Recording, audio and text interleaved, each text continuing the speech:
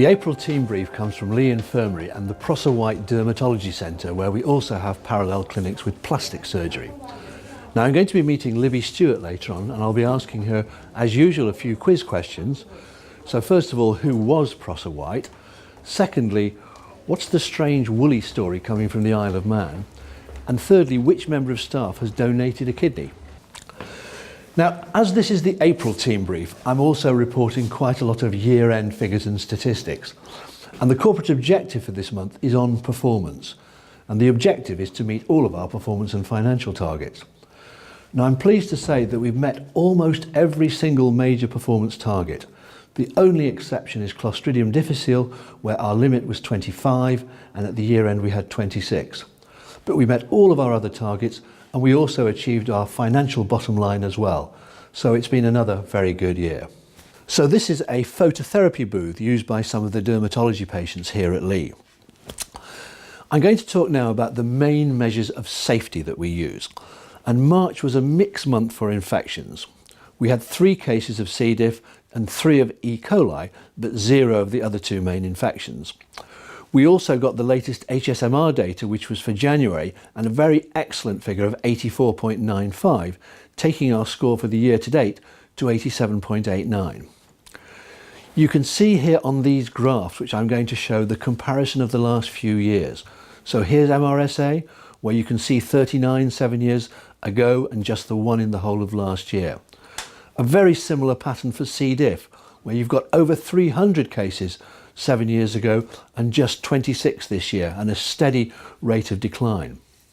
If we look at the latest month's mortality, you can see here in the right hand half of this graph, you've got a series of dots which are all below the 100 line, so that's excellent news. And if we look at it now in terms of years, each of these dots represents a year, and you can see in the bottom right hand corner the green dot, which is the figure so far for 2013-14. So excellent progress in reducing mortality. We also count all of the harms that we have, and there were no never events in March, 6 serious infections, 3 pressure ulcers, 3 serious falls, no ventilator required pneumonia, and no central line infections, which gives us a not very good total of 12 compared to 5 the previous month. But if yet again we look in terms of years, you can see here how we've dramatically reduced over the years the number of serious harms, and this year was the first year we've had less than 100 serious harms, so it is good progress. Next, I'm going to talk about our high-level measures of performance and finance, and I want to say a particular thank you to everybody working in our unscheduled care system, and especially those working in A&E. Because for the whole of this year to date, the situation has been extremely pressured with high volumes, and I know that staff are working in circumstances that are far from ideal. So thank you very much to all of you for doing your best in these difficult and trying times. Now here is the A&E chart for the year, and what it shows is that we're one of just 3 trusts in the whole of Greater Manchester who did achieve the 95% target. It also shows that we are in 3rd place, whereas we customarily like to be top, and I'm sure we'll get back there soon. In terms of finance, it was ultimately an extremely successful year. We achieved our budget surplus of £4 million, and although we were over budget for expenditure, we were also over budget for income, and we managed a record CIP of nearly £12 million. We also had a record capital expenditure of £19.4 million in the year on various major projects. And all of this led to us achieving a financial risk rating of 4, which is the 2nd best you get, and we've had that for 4 years in a row now, so well done. On Healthier Together, it's still the intention to go out to consultation in June of this year, but one important development that has happened is that women and children's inpatient services are no longer going to be part of that consultation. What's been happening in the last couple of months is that increasingly this trust and others have been raising concerns about some aspects of the consultation, and I remain hopeful that one of the main things we'll be able to do is consult on some options that we as a trust prefer, but I'll be able to tell you more about that when we get closer to the time. Last week's Trust Board made a very important decision to invest in renewing Wrightington Hospital with a Phase 1 development costing nearly £19 million.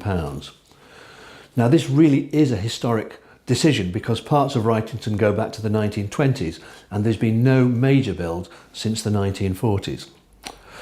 The works start in June of this year and it will be open to patients in February 2016. So this really is a huge decision made by the Trust Board. Now some items of staff interest.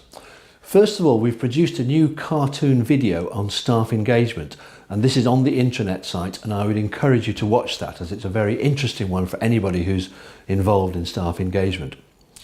We're also recruiting the next wave of pioneer self-improvement teams, and if your team would be interested, please let us know that by the 19th of May. On the 12th of May, between 10 and 12 o'clock in the morning at the DW Stadium, we're holding an event for all staff who want to have a review of the organisation, looking back at what happened last year and looking forward to the prospects ahead. We're also holding a World Cup football five-a-side tournament on the 16th and 17th of June in the evenings at St John Rigby College.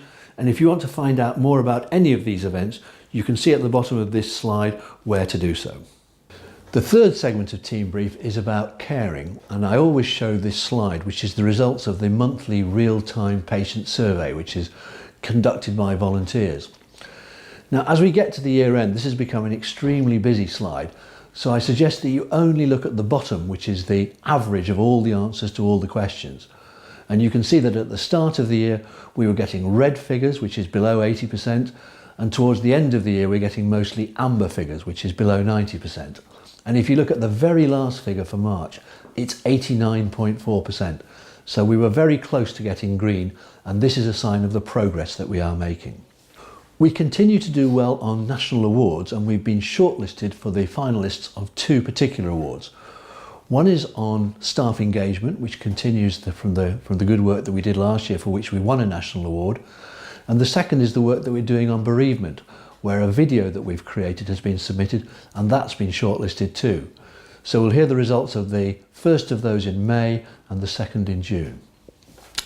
Finally, to our Employee of the Month, everybody will see Alan Webb, the gardener, around about the Trust, and he really is a very dedicated employee and puts an enormous amount of work into making our environment look as good as possible.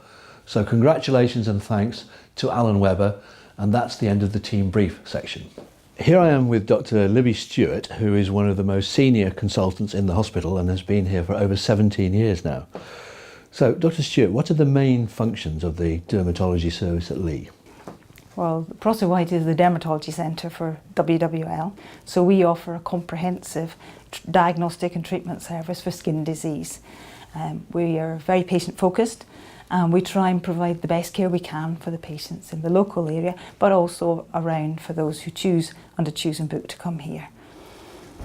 We have a very extensive service for DGH in that we offer both diagnosis and treatment, but we also offer phototherapy, and we offer patch testing, and we do surgery, both diagnostic one-stop surgery at the time the patient consults, and also excision surgery if lesions have to be removed. And what are the main pressures and problems that you face? Well, like everybody else in the NHS, it's trying to do more for less money, so working more efficiently. It's a bit difficult to work more efficiently if you've always worked quite efficiently, and we've faced these pressures over many years. The other problem we have is that dermatology is a shortage specialty. There just aren't qualified consultants around to recruit, and unfortunately the Northwest, we're not unique, the Northwest is a major problem in recruiting for dermatologists. I see. And what are you most proud of? I'm most proud of the team that works here.